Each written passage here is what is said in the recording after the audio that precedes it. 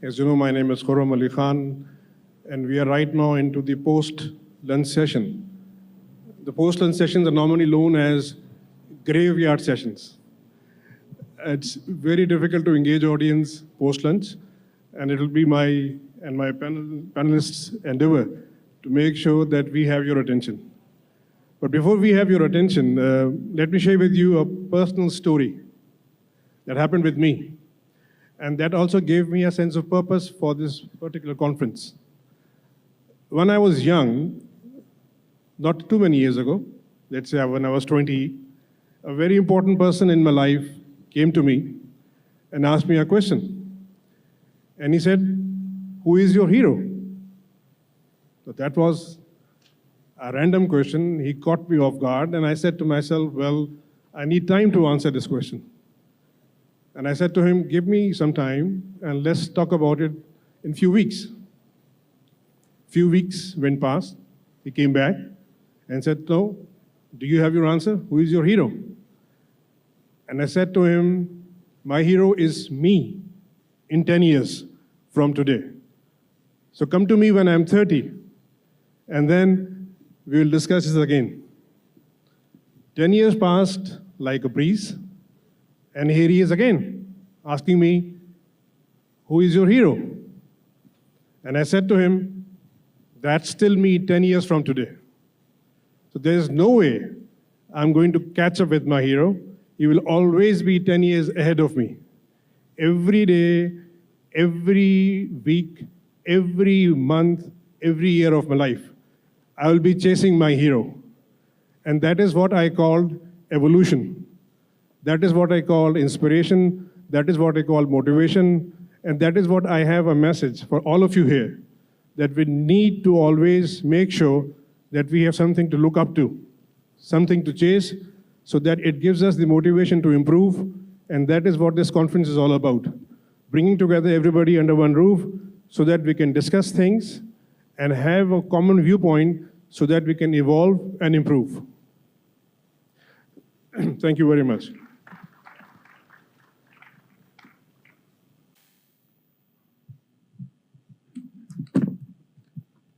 Now, I have this great honor of being a moderator for this very diversified panel. We have amongst us insurers, we have amongst us brokers, we have amongst us claim adjusters, and we have amongst us reinsurers. So the entire spectrum of the insurance landscape is present on the stage, and I will try and make this session as meaningful as possible with the help of my panelists, please. The questions we have are not specifically directed towards anyone. I would encourage all of you to look at them, listen to them, and if you feel that you would want to participate, please feel free and give us your input on that particular question. The first thing that I would think this panel will start with, the question would be, as the energy landscape evolves, what emerging risks do you see in the sector that may impact reinsurance strategies, and how are reinsurers adapting to these challenges? Anyone and everyone is welcome. Okay, I can maybe start with that one. The question was around emerging risks and our strategies for dealing with them. There's been a lot of focus in the conference so far today on renewable technologies and green technologies, which are generally newer technologies. And one of the things that the insurance industry struggles with is ensuring new, untested, prototypical equipment. It will take us a while to understand the potential shortfalls, pitfalls with that equipment, and what kind of losses we can get from that as well. They're new designs. Maybe the equipment manufacturers don't fully understand the way the process plants are going to interact with each other, can cause problems with metallurgy, etc. So these are things we have to contend with. We have to just kind of get involved and have appetite to underwrite these sorts of risks, and just gather data as we go through. We have to be willing to accept a period of, heightened, propensity for loss or failure, and just gather data, visit the plants, understand them, and go through it that way. That's very nicely said. Thank you very much. I would encourage some more answers, please. And from an insurance broking perspective, where we've seen it work very, very well in the past, especially where you've got new technology or evolving risks, is actually the OEMs, the project developers, the OEMs, a bit louder, the OEMs, the project developers, working very early in the whole process with the reinsurers to introduce them to the process, make sure that they understand the technology that's being deployed, and understand the QC and QA process that goes through the selection of that technology and then the deployment of that technology. We have found that in the past with working very well with the reinsurers. When we then go to the market to obtain the quotations from them, they already understand the technologies better and have a more favourable view of that technology, making it a lot simpler to get insurances that will meet your requirements. Great. Yeah, if I put my suspicious claims hat on, the sense I get sometimes is that the pace of change in renewables, and particularly looking at the wind side, is that manufacturers they're all competing with each other to try and introduce the latest and greatest technology, turbine size, trying to get it out to market. And the development times for new turbines is much reduced from where it used to be 10, 15 years ago. In sort of the early days of renewables, there was a lot of over-engineering gone into turbines, and they were very durable and they lasted as expected. The newer stuff, they are pushing the development envelope all the time to try and compete with each other. The latest offshore turbines, they were 15 megawatts per turbine. They're now 18 megawatts, 22 megawatts. And there is a suspicion that the pace of that change means that manufacturers are putting turbines out in the field, essentially conducting their R&D whilst putting those turbines live out in the field. And it will come to insurers if there's a loss. We're picking up their R&D tab. So we are always cautious at the pace of the new technology that's coming out, that there is the sufficient checks and balances in place to ensure that is working as it should. Thank you. Yes, Zeeshan? I think I'm going to take a step away from the OEMs and talk a little bit about climate and climate change and what we're seeing around the world. I think over the last decade or so, as we all know, ESG, climate change, these are big buzzwords. And we're seeing it happen in our backyard, and it's very, very real.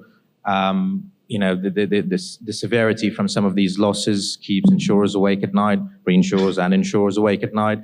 I'm sure project owners as well. And the impact that climate change could have on solutions for alternative energy is far more significant than some of the traditional power and energy types. And it is a real concern.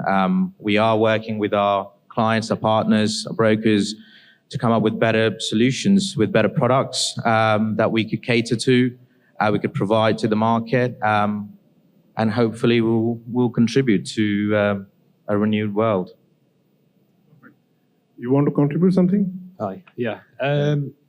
So listening to this question, I see kind of two parts to it. The first part is technology landscape. Okay, we all know things are changing fast, carbon capture. I was listening to GCube with the big wind turbines, but at the moment, as I see it, the reinsurance industry is not really in a position to cope with this type of technology, this pace of technology. Pretty much all pricing models are still derived from historical loss patterns. So, nobody wants to write first-year operations. Nobody wants to write prototypical technology. Why? Because they can't underwrite it accurately. They don't know the pricing of it. So that has to change. So the traditional, as the way I see it in the next few years, the traditional kind of large company market driven by bottom line, a shift might start to happen towards more captives, self-insurance, mutuals, that type of model, similar to, if you go back to the Industrial Revolution in the UK, mines, manufacturing industry turn to themselves for insurance because insurers were unwilling to recognize their technology, their pace of change, their risk controls. So they said, well, okay, we'll do it ourselves. And that's how mutuals were born. And so I think if this emerging new technologies that we're all talking about are really going to take hold and get the cover they need, they might need to start creating more like mutual-based concepts with maybe OEMs, manufacturers, developers, maybe even governments. Yeah. Well, thank you. The second question we have may seem like a continuity of the first one, but I'll make it more specific. The second question that we would like to debate and discuss is how, in your opinion, the advancements in technology, such as hydrogen-related projects, influencing the profile of energy projects?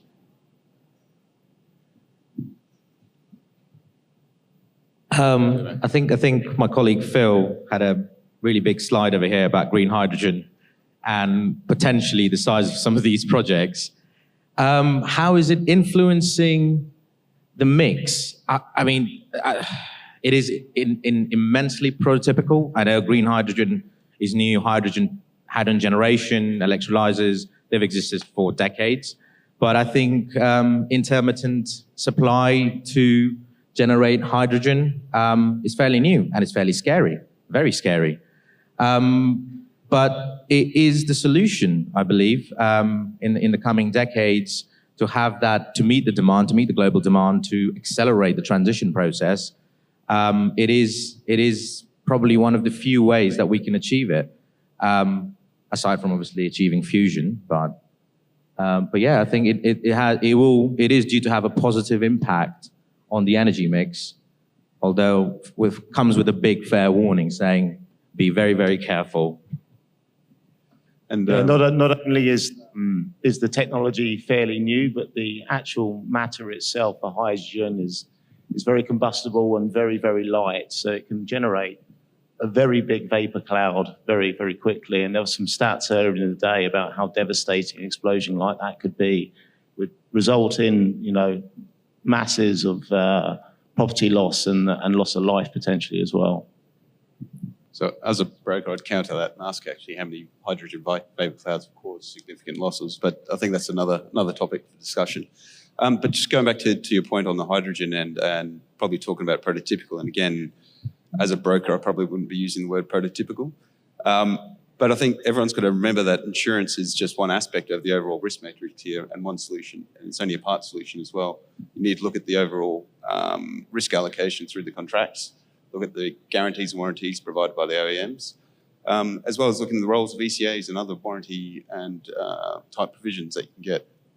So insurance is part of the overall mix to protect and to help develop this industry. And as an industry, we need to recognise that as well and probably look at that broader across the whole piece rather than just the individual insurance part. Just on new technology, not necessarily on hydrogen, but some of the new things that we're seeing getting incorporated into the renewables mix, not so much here in Pakistan, but globally we're seeing a lot of battery energy storage systems, so BESS, which are they're getting rolled out. I think in the US, 80% of new solar projects incorporate some kind of battery storage solution in the design, and that is trying to solve the problem, one of the inherent problems of renewables, which is intermittent supply. So the solar doesn't generate when the sun goes down.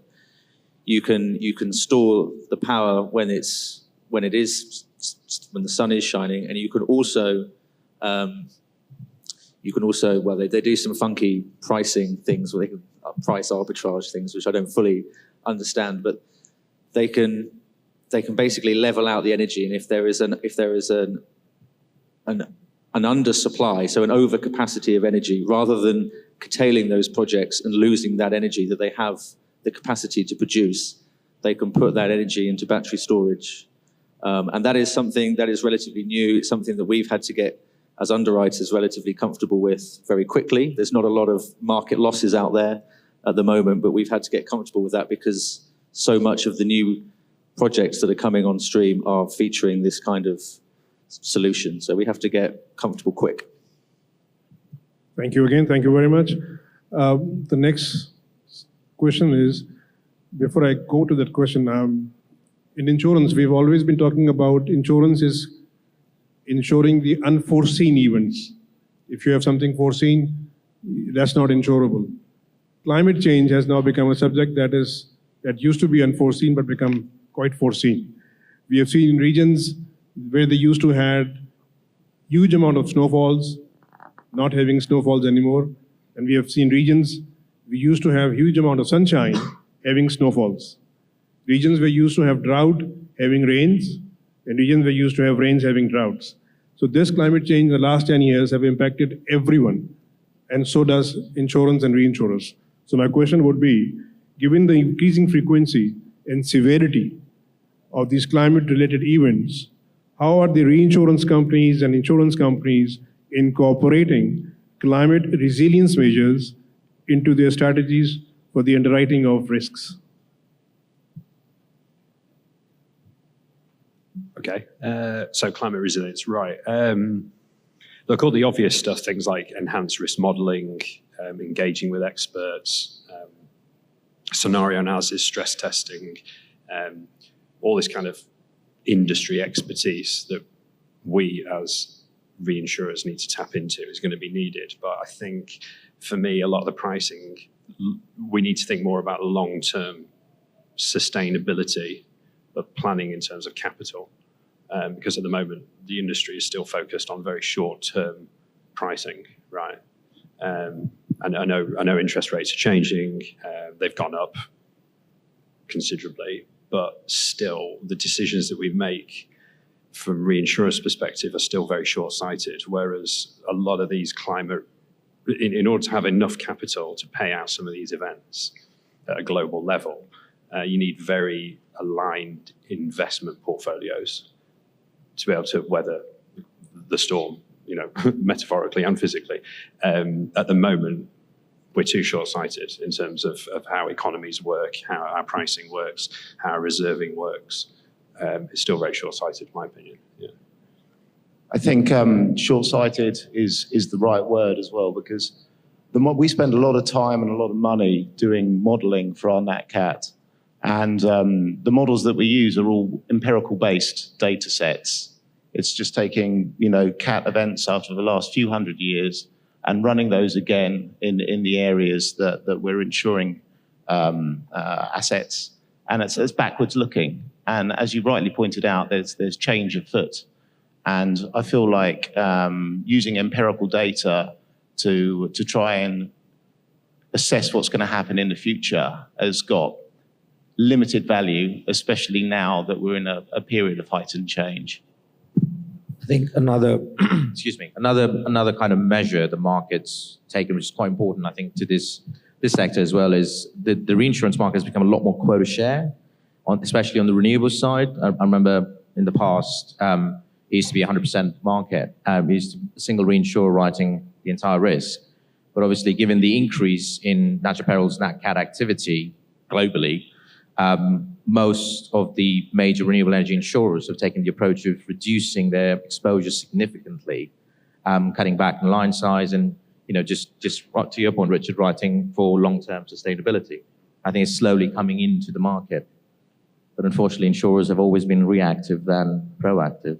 So, just coming back to the models, a big issue we find is that a lot of the really hard-hitting weather perils that we get are not traditional Nat Cat. So they are largely unmodeled perils. You get things like wildfires, hail, unnamed windstorms that they don't have the same amount of modeling done on them, and they dwarf, certainly for GCube, they dwarf the amount of losses than we get with the traditional Nat Cat events, earthquakes and hurricanes, things like that. So it's hard to predict and where those things are going to strike. The kind of practical things we'd give to clients, we'd say like adequate vegetation management to try and decrease your wildfire risk. At the moment, we're looking at what is the optimum stow position for panels. Traditionally, people would stow them flat in preparation for an incoming storm. And then you get something called torsional galloping, where the panels sort of flap under the support structures. So we're looking now at if it's better to stow those panels in a different way. You're trying to challenge the received wisdom of how to deal with these things, because they're coming more frequently, they're coming more severely, and we're trying to, as well as the new technology, we've got to try and keep pace with the new weather as well. And I think as developers and project companies, if they're acting proactively on this, looking forward to what they think the future may hold, obviously we've heard it's going to be very hard to predict. But if then they're designing into their projects or looking at ways to mitigate future climate change, that would, I think, help the reinsurance industry, which unfortunately is very reactive to these situations, and then present to the reinsurers what they're proactively doing to manage these risks. And hopefully that would mean then that these risks continue to be insurable at a competitive price and so forth, and terms and conditions. Another thing that's been in the news quite a lot recently is multiple uses for artificial intelligence. And there's been pieces about getting much more accurate weather forecasting, magnitude more accurate than what we have at the moment, which will be both really good and possibly quite dangerous for our industry as well, because we deal in fortuity and risk. And if we know what the weather's going to do, then there's no risk. It's actual. It's going to happen. And how do you insure something when you know something's going to happen? It's going to be very tricky. We can use that data to obviously, safeguard property, safeguard lives, but it's going to make the insurance offering a little trickier. Thank you. Before I move on to my next topic or next question, I just want to build up some background to that question. We have recently come across this COVID phase in our lives. Since 2021 till 2023, all of us have seen life differently. We have never seen or imagined, at least myself, that we could be so resilient and so adaptive and creative in terms of what we have faced. So COVID brought a lot of changes in our lives, but the biggest disruption that COVID brought to our life, in my opinion, I could be wrong, was disruption in supply chain. People were stuck where they were.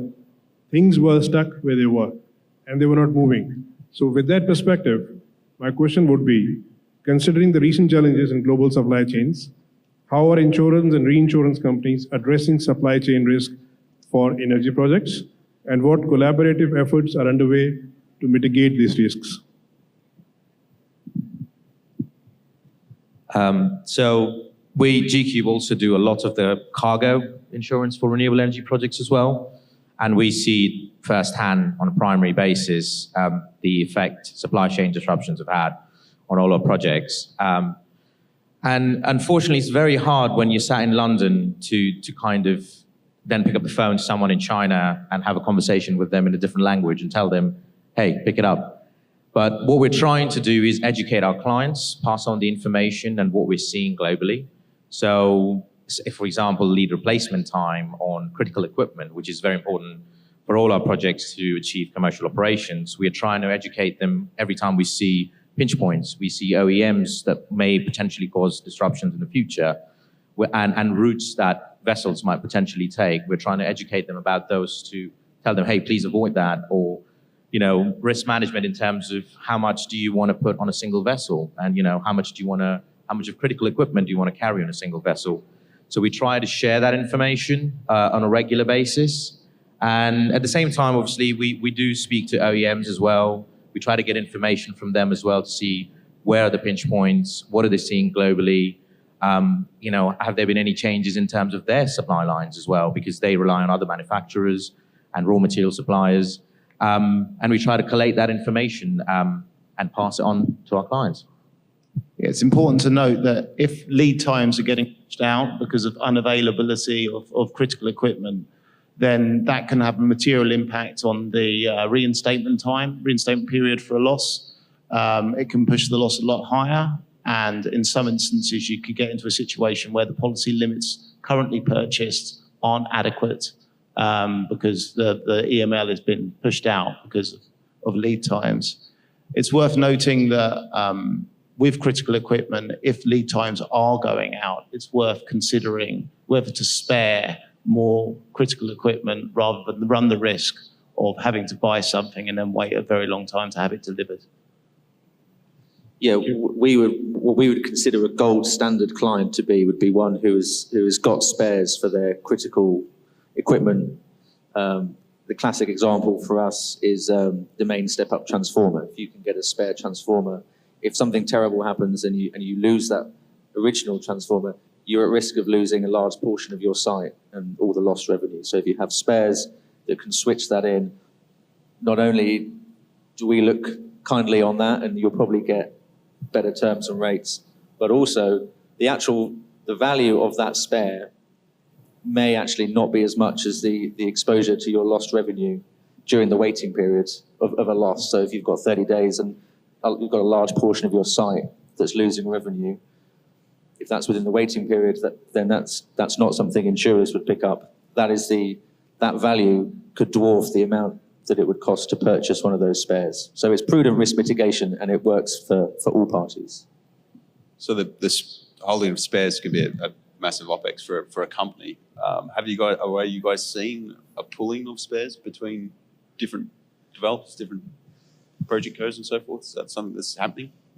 Yes, actually. Not exactly developers, but contractors, surprisingly, are coming together, and because they've got long-term supply agreements, long-term O&M contracts in place, they are coming together under common warehouses and pooling equipment and sharing them.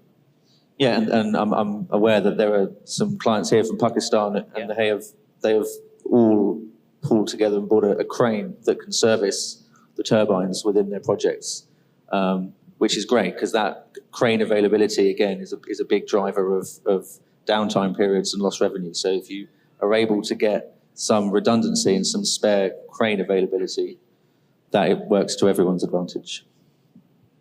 Thank you again.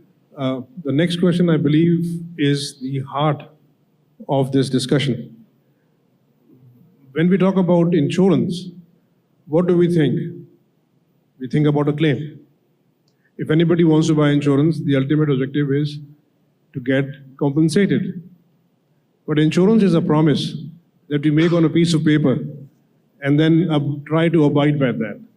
So a claim is the real tangible result of that insurance. And I believe anybody who is here right now would be more interested in understanding how can any one of us or all of us assure you that eventually claim is the ultimate product, that all of us are all focused and geared to in delivering our promise. So the question would be, in terms of big energy claims, what are the issues being faced by an insured in the overall process, and how reinsurers or brokers can help to mitigate them? But before I invite any answers, from my life experience of 31 years in insurance, I believe a client has a psyche. The psyche is, I have paid the premium, I need to get my claim. Irrespective of understanding what has he bought and what is covered. So with that mindset, I would request if we can try and educate what are the responsibilities of the clients for them to get compensated. And may I request, Chris, probably you're the best person to start with. Well, first and foremost is communication. I think if there's a big loss or if there's any loss, the thing we as insurers want the most is information. We want it quickly, we want it transparently. We want to be able to collaborate with clients and help them to mitigate the worst effects of whatever that loss may be. I know sometimes claims people have the reputation is all we want to do is deny claims and push them out.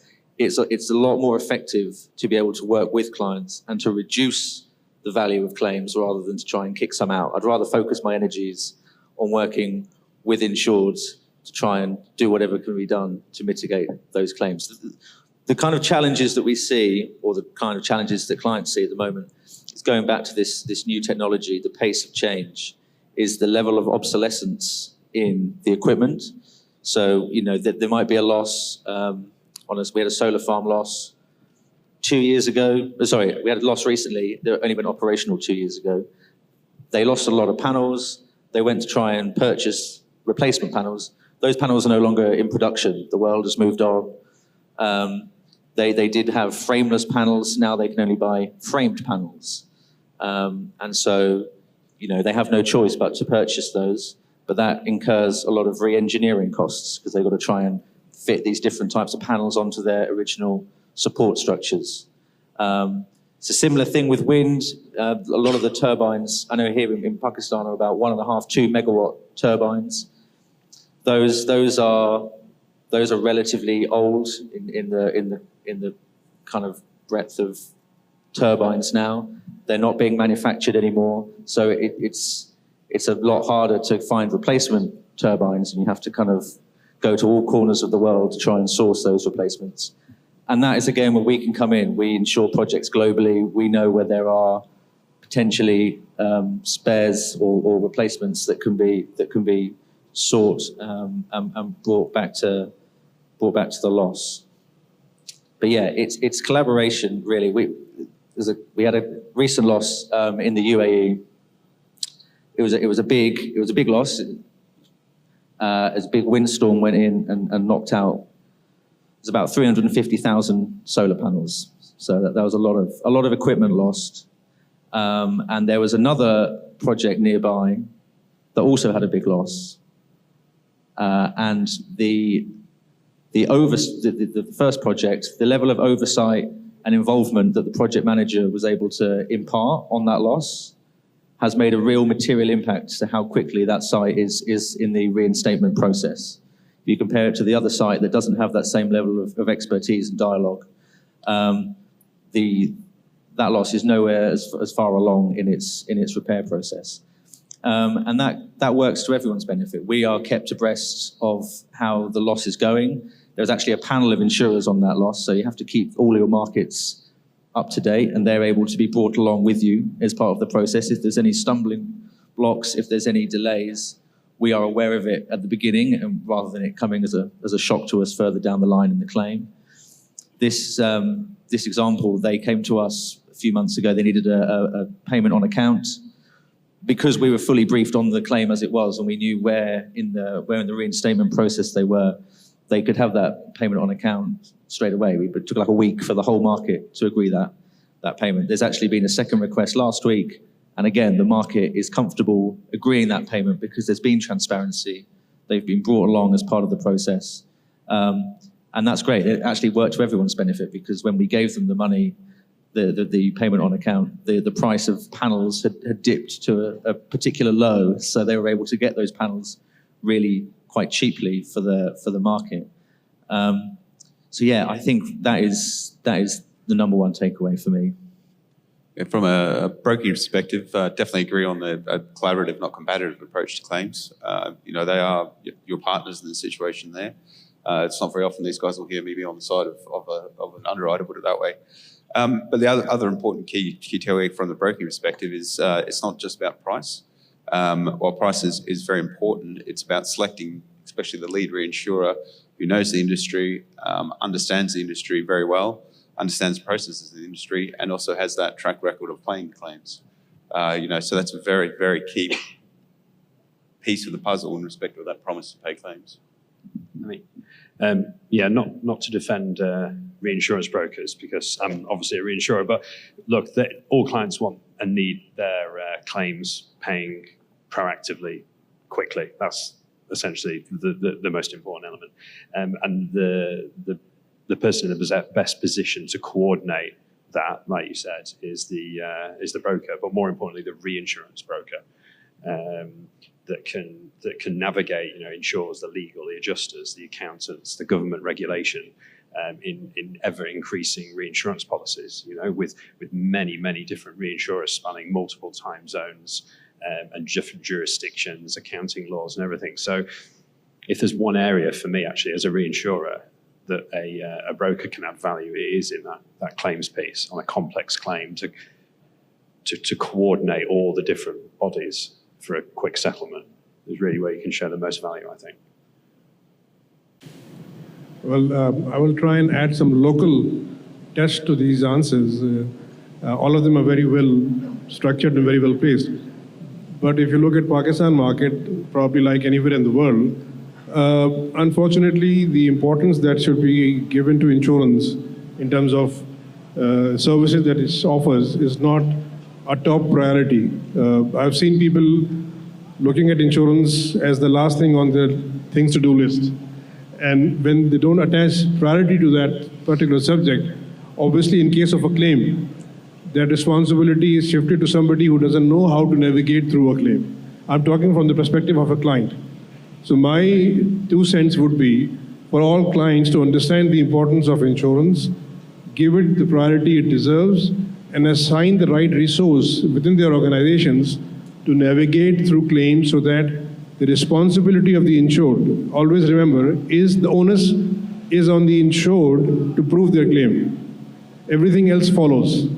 So if the loss adjuster comes in and asks you a few questions in order to support your claim, that is your onus to prove that. And if you have the right resource to put up that information and the loss adjuster is there to assess it, then believe me, insurers have all the intent to settle that claim as soon as possible. Nobody wants to drag on a claim. In my experience of 31 years, all those claims that I've seen settled in the early stages are the one where the clients, the insurers, and everybody, brokers, everybody involved were happy. When we see a claim drag on beyond a certain time frame, the result is always somebody walking off saying, I'm not happy. So the responsibility, in my opinion, in simple terms, is assign the right resource, understand the importance of insurance, and make sure every player in the game executes his role.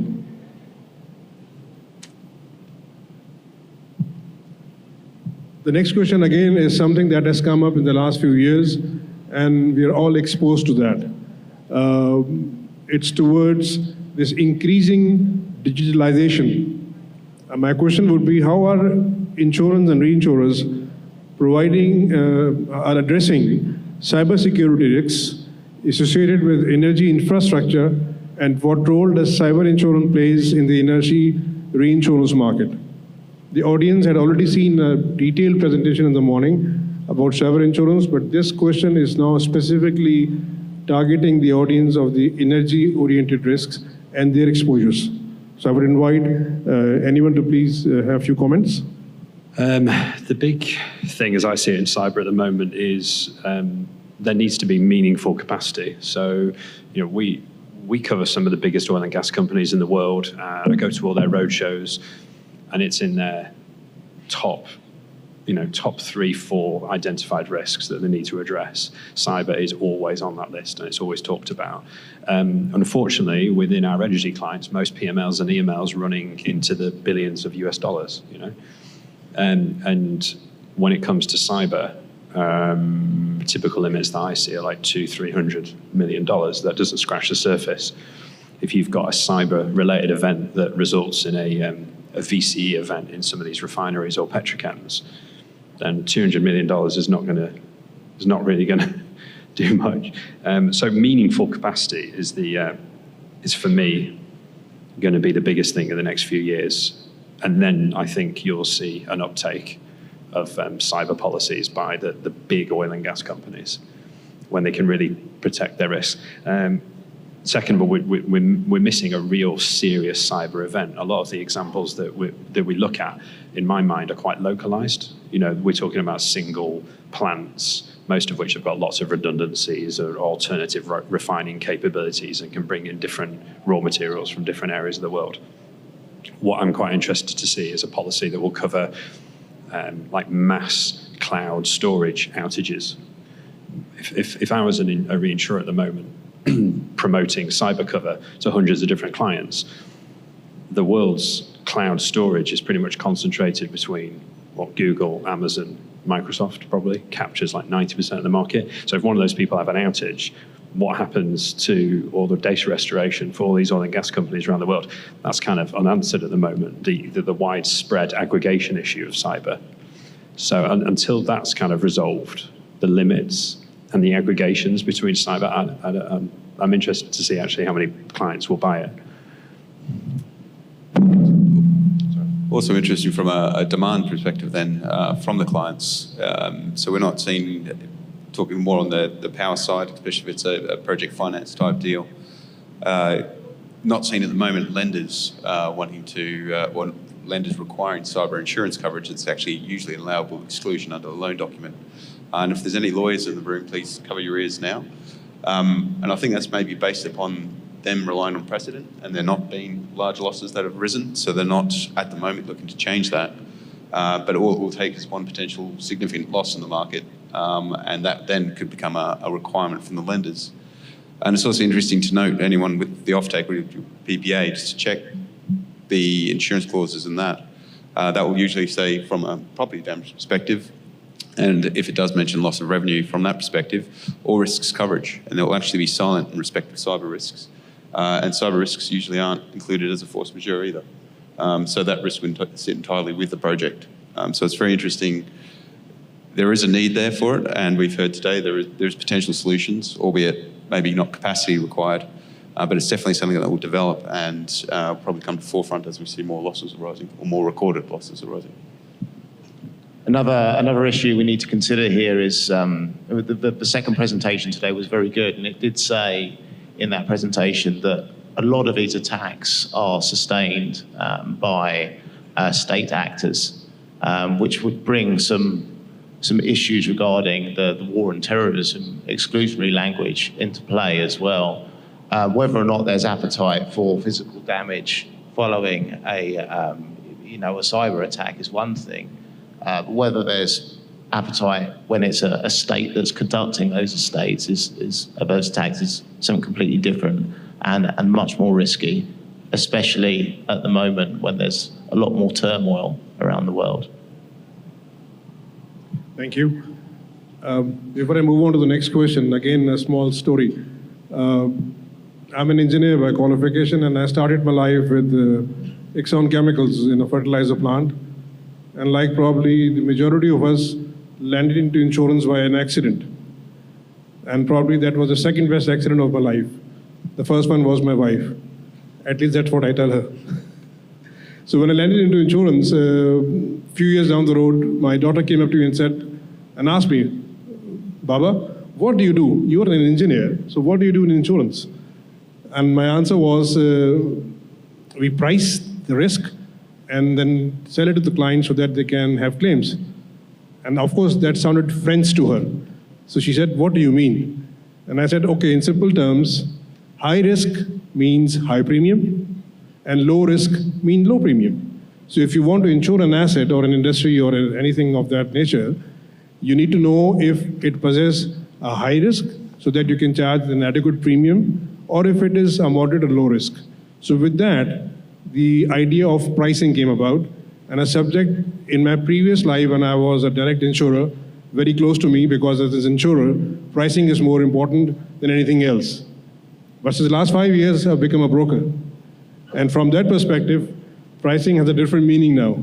So before I answer that meaning, I would request my panelists to please listen to the question. And the question is, to what extent are insurers and reinsurers utilizing scenario analysis and advanced modeling techniques to assess and price energy-related risks, especially in the face of uncertainty and unpredictability?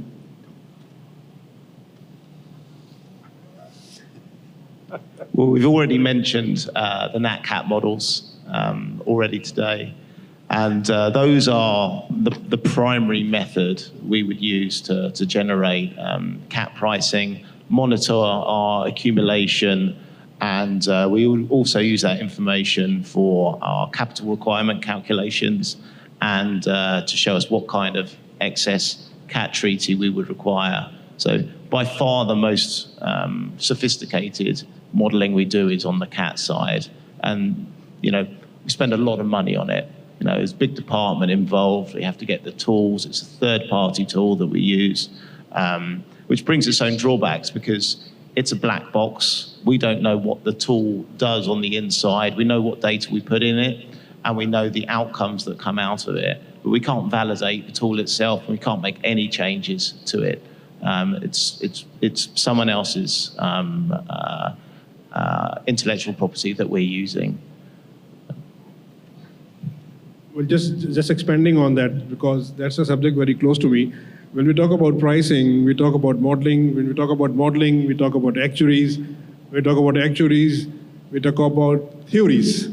So from the generation that I come from, I believe pricing is more driven towards the experience of the risk and the relationship with that client. So if you have the experience of that risk known to you, the model or the modeling number can come up differently. But in the end, if you want to take a shot, I believe you should take a shot on the basis of the experience that you had with the client. That's my view of pricing. So please continue. I can assure you that does happen, yes. If we just did what the computer told us to do, we would all be doing exactly the same thing and there'd be no margin for anybody. Yes, thank you. Anybody else would like to add? So at GCube, we're trying to do some different modeling approaches. So we've teamed up with a company called Clear, who use AI to analyze large data sets. I think they've got 200 gigawatts worth of operational data that they use to benchmark clients' assets against.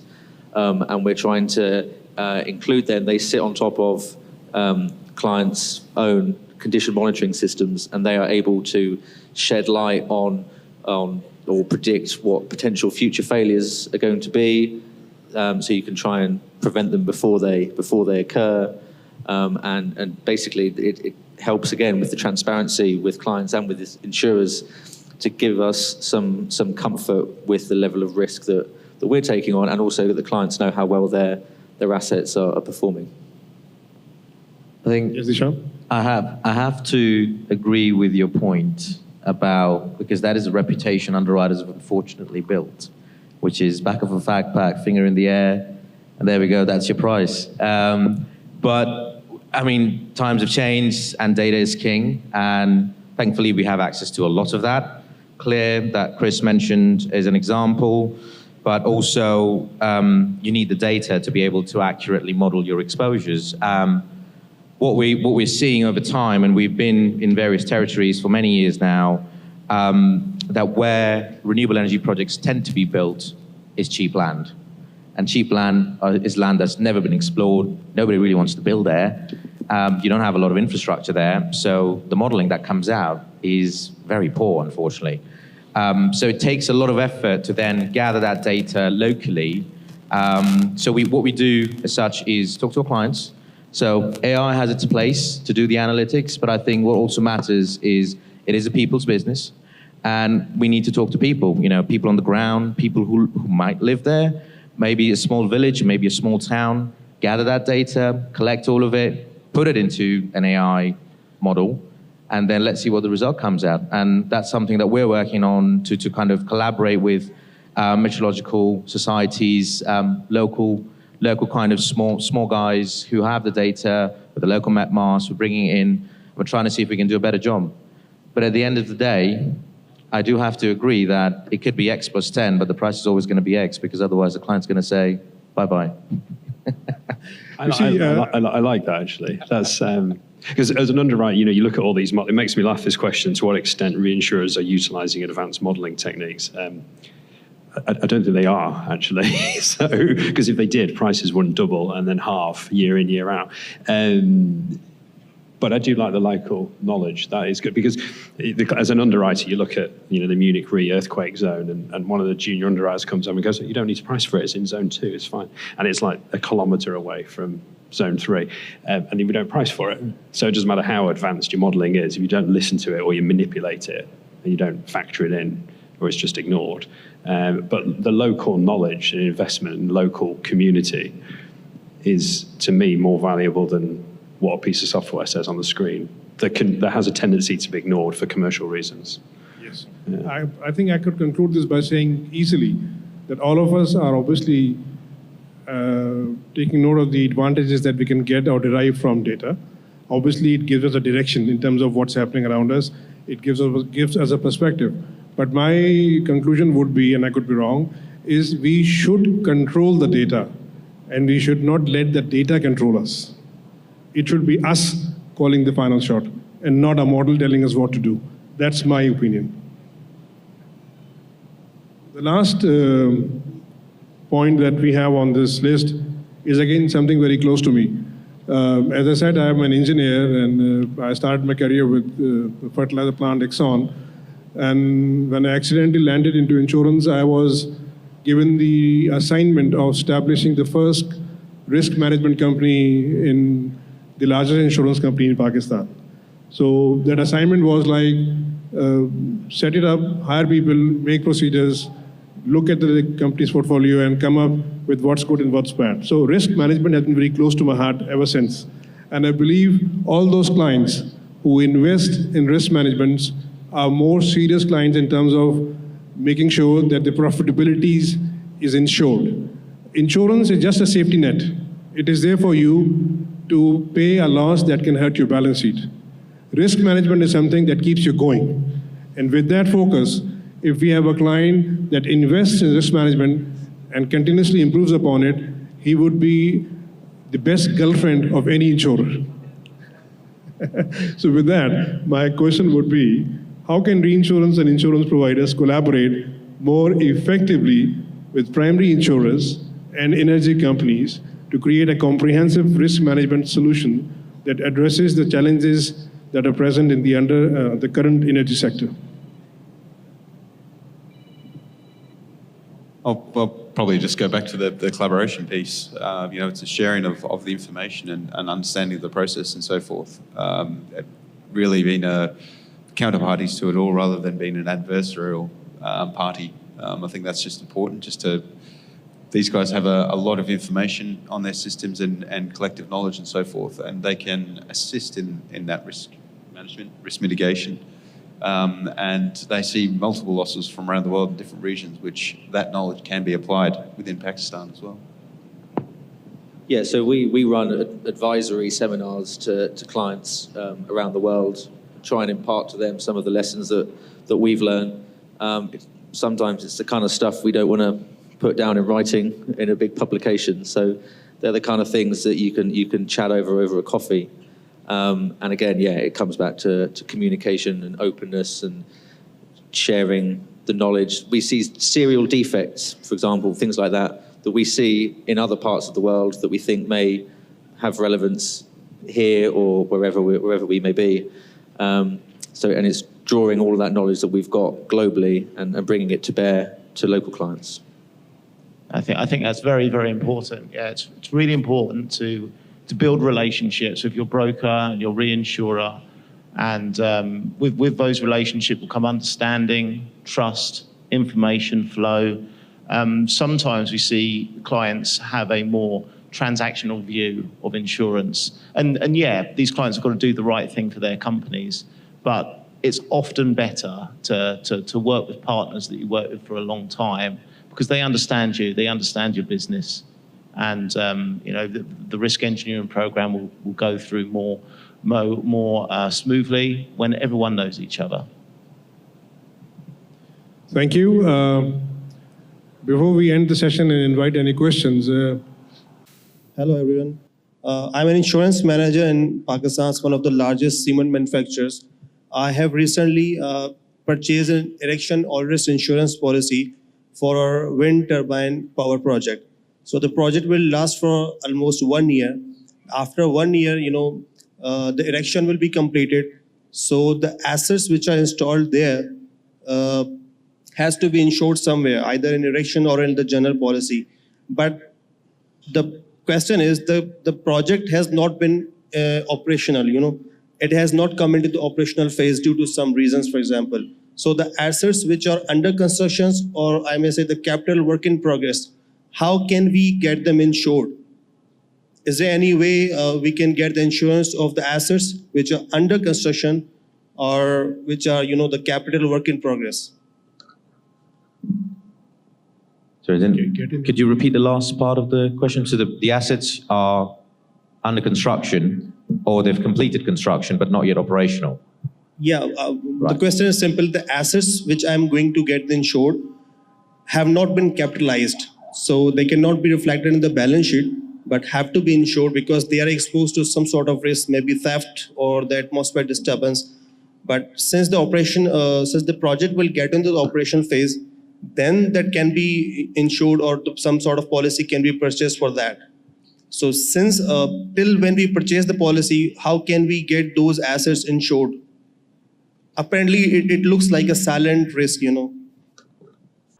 If there's a gentleman in the first row sat right there, you can answer that question more effectively and potentially provide you a solution. But I think it would depend on the terms of your construction policy, to be very, very frank, and depends on what date you actually bought the policy. Probably if it was under a financing or lending agreement, you probably would require this to be bought until commercial operations day, until the demand will achieve commercial operation. And if that is the case, the existing structure market should pick up that risk. Whether they'll do it or not, how it felt well. Does that answer your question? Do we have any more? No. Thank you very much for your attention. Thank you very much.